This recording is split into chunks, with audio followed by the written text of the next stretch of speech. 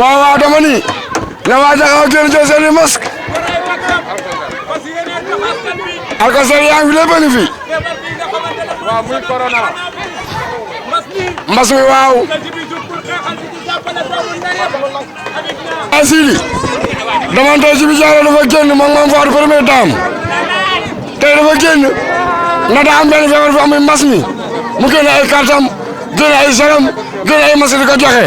waaw danga ni tey nag lii moo ñu tax a jóg mais dana tax a ñoo jóg ci mooy nijaay tamit toj na Mbuur toj na Dakar toj na Tivaouane toj na Kaolack mooy Baye Fall Habib Niang Baye Fall Habib Niang Badoo ngi nii Seydou ngi nii Baye Sida ngi nii Ado yaa ngi nii Mame Fatou Awa buuru këram. mbas mi nga xamante ni moom mooy lëmbe réew mi lëmbe askan wi mbas mi nga xamante ni moo ñu tere liggéey mbas mi nga xamante ni moo ñu tere lu ne moom lañu fas yéene tey ànd ak li nga xam ne moom la président di wax muy daan sensibilisation takk masque yi joxe alcogel yi jàppale population sensibiliser loolu moo ñu tax a jóg tey. di gërëm nag président Habib Niang di gërëm képp koo xamante ni dëkk na Léona mooy xale Léona yi waa Jaxaaw kontaan nañ ci yéen parce que ni ngeen ñu jàppalee kon rafet na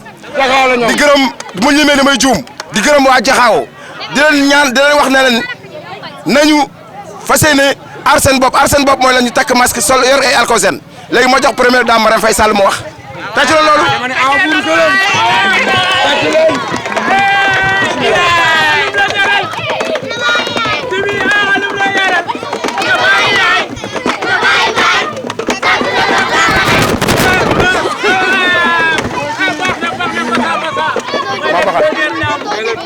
salaamaaleykum maa ngi leen di waa Jaxaaw yëpp di leen nuyu di leen sant di leen gërëm soo gisee ñu ma woowee Marème Faye Sall parce que Marème Faye Sall day ànd ak jëkkëram di ko dimbali ci lépp muy metti muy naw muy neex loolu tax ma jàppale sama jëkkër ji di nijaay Garmi ci lépp lu mu nekk maa ngi ci ñun ñuy jigéen ñi ñoo war a dafa dàq feebar ndax ñun ñoo ne ci kër yi ñoo yor xale yi ñoo yor lépp te dafiy jógee feebar bi lu ko fi indi noonu lay demandé te corona ca corona aca corona aca corona aca corona aca corona aca corona aca corona aca corona aca